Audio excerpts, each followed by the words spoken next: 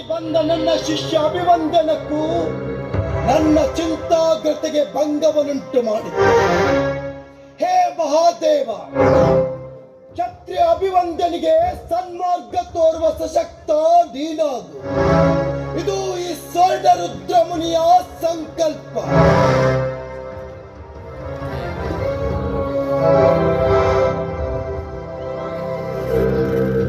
ಸ್ವರ್ಣರುದ್ರ ಮುನಿಗಳಿಗೆ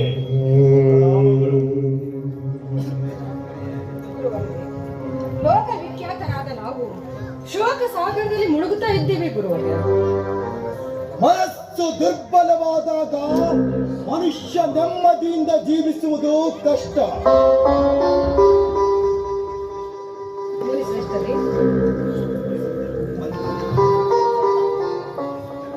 ಮುನಿ ಶ್ರೇಷ್ಠರೇ, ವಾಂಚಿತಾಪುರದ ಪ್ರಜೆಗಳ ರಕ್ಷಣೆಗಾಗಿ ಹಗಲು ಇರುಳು ಶಿವನ ಧ್ಯಾನದಲ್ಲಿ ಇರುತ್ತಿರುವ ನಾವು ಅವರ ಭಕ್ತರು. ನಮಗೆ ಯಾಕೆ ಈ ಶಿಕ್ಷೆ ಗುರುದೇವ?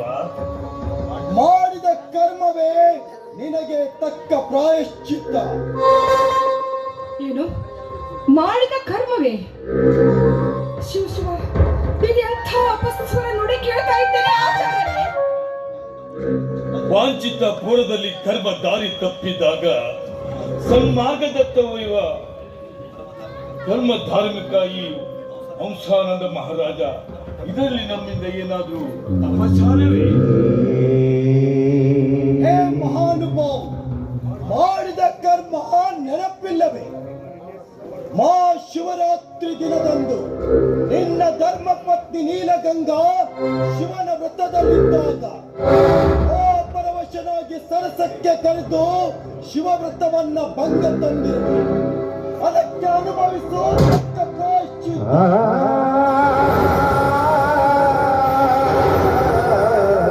ಗುರುವರ್ಯ, ಇದು ತಮಗೆ ಮಹಾಶಾಸ್ತ್ರಜ್ಞ ಮಹಾಜ್ಞಾನಿ ಈ ಸ್ವರ್ಣ ರುದ್ರ ಮುನಿಗೆ ಭೂತಕಾಲದಲ್ಲಿ ನಡೆಯುವ ಸನ್ನಿವೇಶ, ಭವಿಷ್ಯತ್ ಕಾಲದಲ್ಲಿ ನಡೆಯುವ ಸನ್ನಿವೇಶ ಎಲ್ಲವೂ ಗೊತ್ತಾಗುತ್ತದೆ. ಇದು ಮಹಾ ತಪಸ್ಸಿನಿಂದ ಮಾತ್ರ ಸಾಧ್ಯ. ದೇವಾ ದೇವಾ, ಸಾತ್ವಿಕ ರಾಜ ಹಂಸಾನಂದ, ಪ್ರಬುದ್ಧರಾದ ನಿನ್ನ ಸುತ್ತೆ ವರುಣಿಕಾ ಯೌವನದ ಸಾಗರದಲ್ಲಿ ಈಜುತ್ತಿದ್ದಾಳೆ. ದಡ ಸೇರುತ್ತಾಳೆ.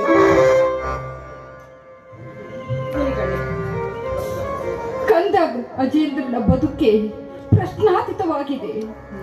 ಪರವಾಸಿಗಳ ವಿವೇಚನೆಯಲ್ಲಿ ಸಂಶಯ ಬೀಜ ಮೊಳಕೆ ಹೊಡೆದಿದೆ.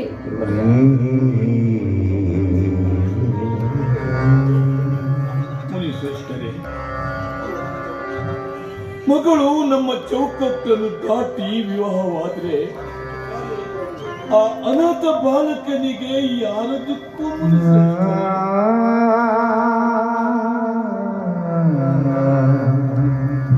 ಸುತೆ ವಿವಾಹವೇ ಬಾಲಕ ಅಜೇಂದ್ರನಿಗೆ ಕಂಟಕವಾಗಬಹುದು. ಗುರುದೇವ, ಶಿವನ ಭಕ್ತರಾದ ನಮಗೀಗ ಇಂಥ ಸತ್ತು ಪರೀಕ್ಷೆ. ರಾಜ ಹಂಸಾನಂದ, ಶಿವಯಾಗ ಮಾಡು. ಮಾಡಿದ ಪಾಪಕ್ಕೆ ತಕ್ಕ ಪ್ರಾಯಶ್ಚಿತ್ತ ಸಿಗುತ್ತದೆ. ಶಿವಯಾಗ ಮಾಡಿದ ಮೇಲೆ ಪ್ರಾಯಶ್ಚಿತ್ತ ನಿಶ್ಚಿತ. ಆಗಲಿ ಗುರುದೇವ. ದೀರ್ಘಾಯುಷ್ಮಾನ್ ಭವ.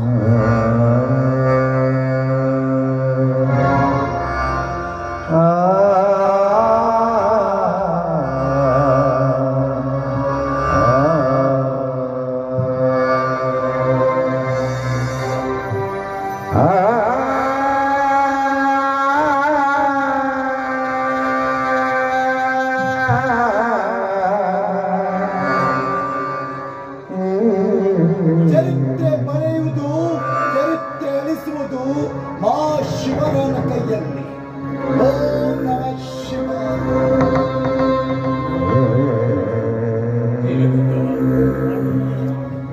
ನಮ್ಮ ಪ್ರಾಣ ಕೊಟ್ಟಾದರೂ ನಮ್ಮ ವಂಶ ರಕ್ಷಣೆ ನಾವು ಕಾಪಾಡೋಣ. ವಂಚಿತಪುರದ ಹಂಸಾನಂದ ಮಹಾರಾಜರ ರಾಜಶಾಸನ ರಾಜಿಸಲಿ. ನಡೆ. ಮನಸ್ಸಿಗೆ ಕವಿದ ಕತ್ತಲೆಯ ಕಳೆಯಲು ಓ ಶಂಕರ ಗಿರಿಜಾ